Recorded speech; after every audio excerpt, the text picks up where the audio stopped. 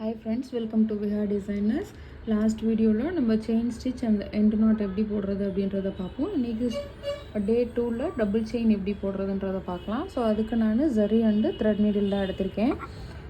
So அதே மாதிரி நம்ம ஸ்டிச்சஸை ஸ்டார்ட் பண்ணும்போது ஒரு பேசிக்கில் ஒரு பேக் ஸ்டிச் போட்டுட்டு தான் ஸ்டார்ட் பண்ணுவோம். ஸோ அதே மாதிரியான ஒரு செயின் ஸ்டிச் தான் இந்த லைன்லேயே நம்ம ஒர்க் பண்ணிட்டு வரோம்.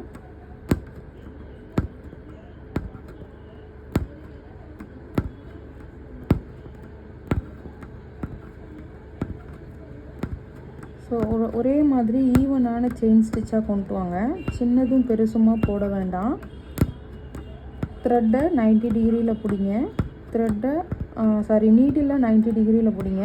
நீடில் வந்து ட்விஸ்ட் பண்ணுறது மட்டும்தான் இருக்கணுமே தவிர நீடில் சாய்ச்சி இந்த மாதிரி இந்த டைரெக்ஷனெல்லாம் யூஸ் பண்ணக்கூடாது. அப்படி பண்ணிங்கன்னா உங்களுக்கு ஃபினிஷிங் கிடைக்காது. ஸோ இந்த லென்த்துக்கு இப்படி போயாச்சு. நெக்ஸ்ட்டு நான் ரிட்டனில் இந்த மாதிரி செயின் வரணுன்னும் போது எந்த டைரெக்ஷனில் வரணுமோ அங்கே திருப்பி சின்னதாக ஒரு செயின் ஸ்டிச் போட்டுட்டு அகெயின் ரிவர்ஸில் இந்த செயினை நம்ம போட்டுட்டு வரணும். ஸோ அப்பயுமே நம்ம என்ன பண்ணணும்னா நீடில் தான் ட்விஸ்ட் பண்ணணுமே தவிர நீடில் இந்த சைடு அந்த சைடுன்னு மாற்றி மாற்றி ஒர்க் பண்ணக்கூடாது.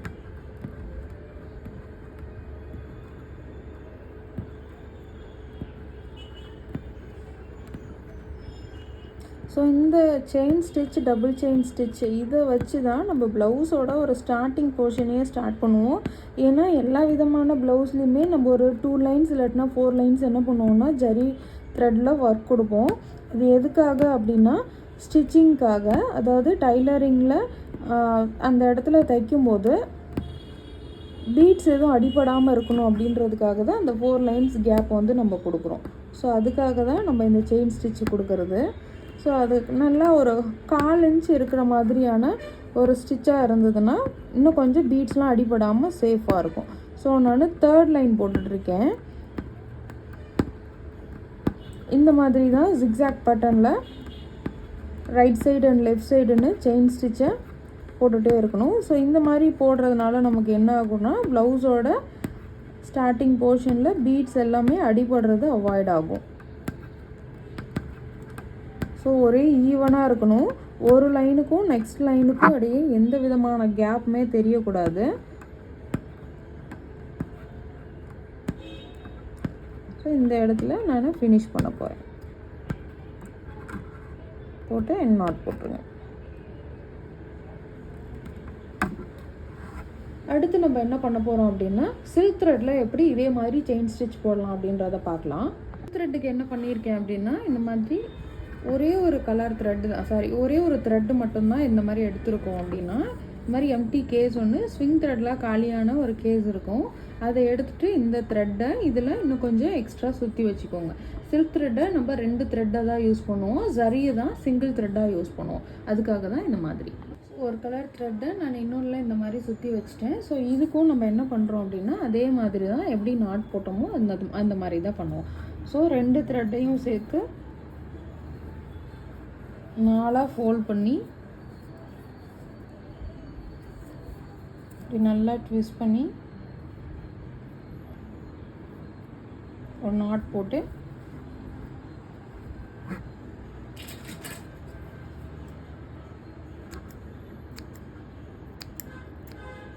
கட் பண்ணிக்கோங்க.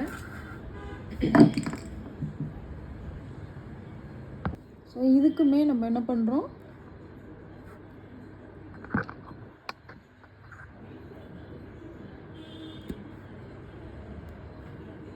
ஸோ 2 த்ரெட்டையும் சேர்த்து தான் நம்ம செயின் ஸ்டிச் ஒர்க் பண்ணுவோம்.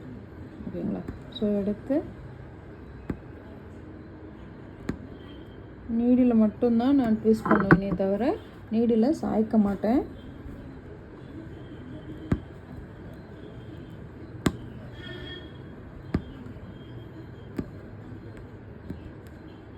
ஸோ நம்ம செயின் ஸ்டிச் எப்படி போட்டோமோ அதே மாதிரி கண்டினியூ பண்ணி 2 த்ரெட்டை யூஸ் பண்ணி chain stitch and double chain stitch try பண்ணுங்கள்.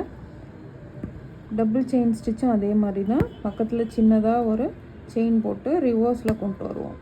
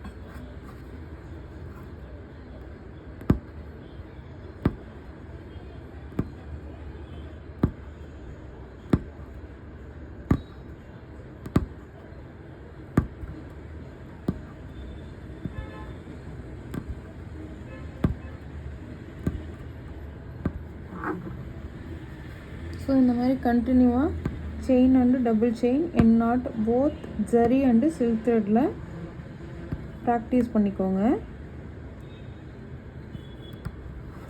நெக்ஸ்ட் என்ன ஸ்டிச்சுன்றது நெக்ஸ்ட் வீடியோவில் பார்க்கலாம். Thank you friends.